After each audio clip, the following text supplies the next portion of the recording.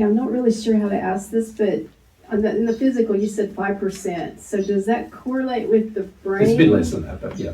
The brain being 5% as well? Because there's no correlation in the mathematics? No. Okay. Your brain has been designed to function 100%. Okay. And the 5% has happened through genetic deformation that occurs through emotional sin, from sin coming from emotion. Okay. So the human on Earth now is vastly different to the human, a mon and a man. They were far more clever than any of you were now, and far more pretty too, by the way, I must say. And they lasted a lot longer.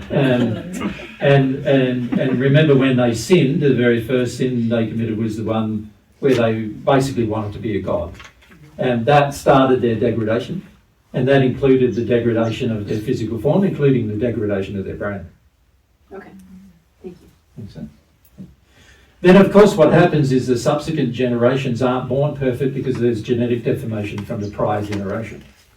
So the subsequent generation can no longer be perfect either. That makes sense? The only way a person on Earth could be born perfect is if both of the parents are perfect. Now that could potentially happen if they had become at one with God. They would have been perfect. But no, there hasn't been two people on Earth, on this Earth, that have become perfect. So it's never happened. Make sense? Mm-hmm. Yeah. So the very first humans, when they had their first child, the first child was already genetically deformed. Not in the manner that you would think, but it's our current genetic deformation, I think, measured by science, because they do have measured genetic deformation in the human body, in the genome now. And I think the current deformation is anywhere up to 10%, depending on what happened, but mostly around about 4 to 5%. But that has a huge effect upon how the body functions, how the mind functions, how the memory functions, all these other functionings are hugely affected by the deformation in the genome.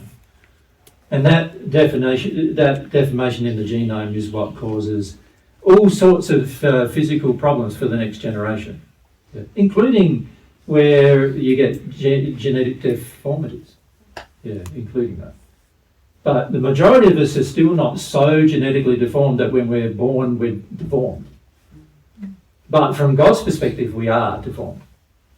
Because there's so much effect on the human, and this is where we need to talk about the human in a lot more detail, right?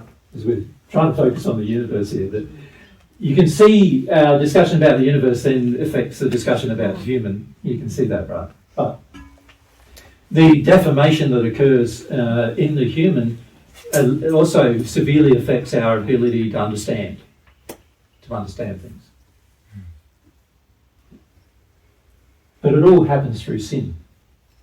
That's why in the first century the discussion I had with people about their sin was so important.